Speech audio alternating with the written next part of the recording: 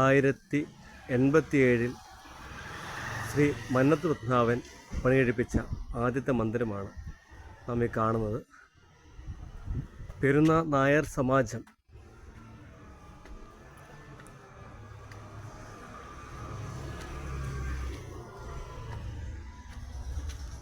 ആയിരത്തി എൺപത്തിയേഴിൽ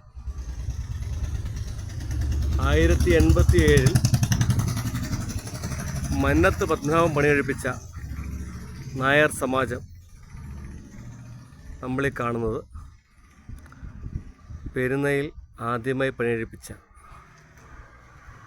ബഹുമാന്യനായ ആദരണീയനായ ശ്രീ മന്നത്ത് പത്മനാഭൻ പണികഴിപ്പിച്ച നായർ സമാജം നമ്മളിപ്പോൾ കാണുന്നത്.